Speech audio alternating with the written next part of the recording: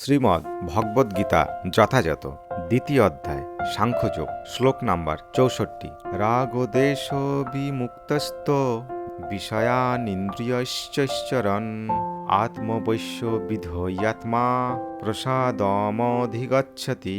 শব্দার্থ: রাগ আসক্তি, দেশ বিদ্বেষ বিমুক্ত, যিনি মুক্ত হয়েছেন, কিন্তু বিষয়ান ইন্দ্রের বিষয়, ইন্দ্রিয়ই ইন্দ্রের দ্বারা চরম আচরণ করে, আত্মবৈশ্য স্বীয় বশীভূত, বিধয় আত্মা সংযমচিত্ত মানুষ, প্রসাদম ভগবানের কৃপা, অধিগচ্ছতি লাভ করেন। অনুবাদ: সংযমচিত্ত মানুষ প্রিয় বস্তুতে স্বাভাবিক আসক্তি এবং অপ্রিয় বস্তুতে স্বাভাবিক বিদ্বেষ থেকে মুক্ত হয়ে তার বশীভূত ইন্দ্রের দ্বারা ভগবত ভক্তির অনুশীলন করে ভগবানের কৃপা লাভ করেন। তাৎপর্য: ইতিপূর্বে ব্যাখ্যা করা হয়েছে যে অষ্টাঙ্গ যোগ, হঠযোগ আদি কৃত্রিম উপায়ে সাময়িকভাবে ইন্দ্রিয়গুলিকে সংযত করা সম্ভব হলেও ভগবানের সেবায় তাদের নিযুক্ত না করলে প্রতি মুহূর্তে মায়ার দ্বারা মোহচ্ছন্ন হয়ে পড়ার সম্ভাবনা থাকে। অনেক সময় ভগবানের ভক্তকে আপাতত দৃষ্টিতে ইন্দ্রিয় আসক্ত বলে মনে হলো ভগবানের প্রতি নির্মল ভক্তি লাভ করার ফলে ইন্দ্রিয় পরায়ণ কার্যকলাপের প্রতি তার কোনো আসক্তি থাকে না।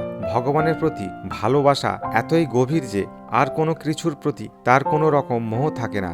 ভগবানের প্রেমামৃতের আস্বাদন অর্জন করার ফলে বিষয়ের প্রতি তার আর আসক্তি থাকে না।